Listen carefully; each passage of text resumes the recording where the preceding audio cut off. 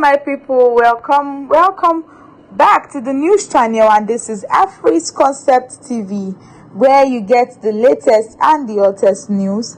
This is a news channel that keeps you updated on everything going on in the country. If you are yet to subscribe to this channel, make sure to do that now. And if you are a new subscriber, we say welcome to Fightïñg Concept TV. Sit back and relax, because you are going to be getting everything that you are going to need to be updated on the happenings in the country and even outside the country. And also, if you are a returning subscriber, I say welcome back to Fightïñg Concept TV, and I'm sure you keep coming back because you get value from this channel. Let's go right to the headlines for today. Nnamdi Kanu knows danger of freedom fighting, his lawyer says. And yes, my people, welcome once again to the news channel. And this is the headlines for today, as we see that Nnamdi Kanu, his lawyer, has come out to speak that he actually knows the dangers of fighting for freedom more than anybody else. Let's listen to the news in full. After almost 3 years, Nnamdi Kanu has been in the custody of the Department of State Services. What is the experience like for him and you as his lead counsel? And Ejimako replied, "In whatever we do in life, nobody desires to spend any span of his life in a penitentiary, especially in the horrid environment of State Security Services detention facility that is institutionally inclined to frustrating detainees. But for Mazi Nnamdi Kanu, I can tell you that his awareness of the dangers of freedom fighting in a third world setting has prepared him for a day like this. It was from him that I first heard the maxim, a true freedom fighter is either in exile, in prison, or even in the grave. So despite the inherent tribulations of the detention, he is handling it with equanimity and grit that are uncommon. As his counsel, it is undeniable that the pressure of representing a client of his caliber, who is also in detention, can be very profound, but with time,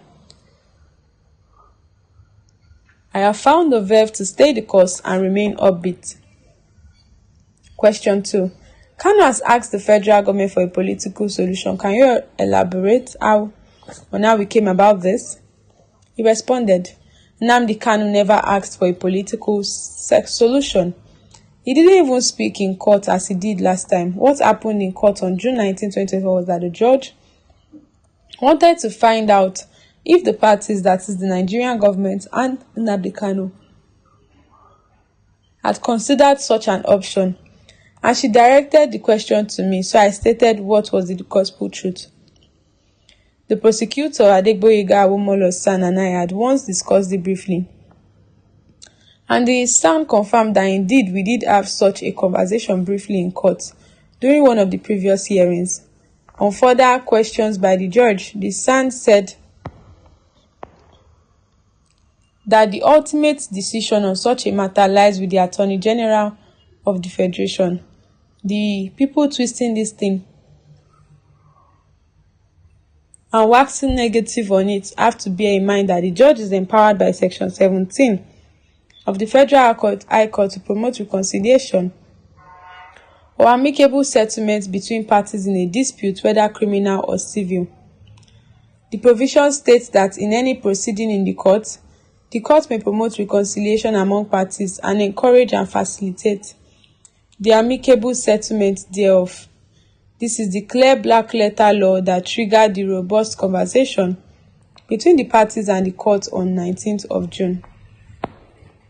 Kanu said, another question, Kanu said some time ago that peace would be restored in 2 days in the South if he was free. What did he mean by this? Ejimako said, Kanu possesses the aura, influence, and charisma that can tame the good, the bad, and the ugly. Another question. You have called on the international community and most especially the United Kingdom to come to the aid of Kanu, but it seems they are not forthcoming. What is the motive behind their refusal to help? It's untrue that the United Nations is not forthcoming. The body has rendered three decisions in favor of Kanu. There's a similar one from the African Union. So instead of the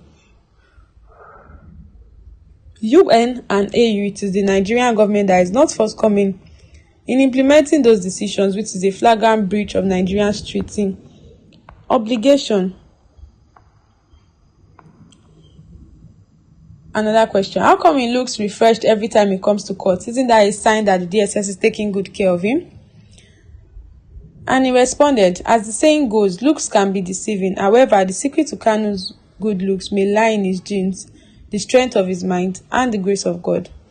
Kanu wanted to be a politician and also a member of the House of Reps, according to the founding chairman of the All Progressive Grand Alliance, Chekas Okorie. Does he still have such ambition? He responded, I did not know that he wanted to be all that. However, if it is true, then one can safely say that such was in the remote past and way before the cookie crumbled under Buhari. Will it be correct if he is blamed for the killings in the southeast? Ejimako responded, there is no basis whatsoever to blame Mazi Nnamdi Kanu for the killings in the southeast. And yes, that is the news for today, as we see that there was an interview between Ejimako and the news channel. And yes, my people, that is the news for today. Make sure to like the video, comment, let us know what you think about this news. Let us know your mind regarding this news that you've just listened to, because we are very interested in your feedback. And also, don't forget to subscribe to this channel and also click on the notification bell so that YouTube will notify you every time that we post up a new content. Look forward to seeing you again. Thank you.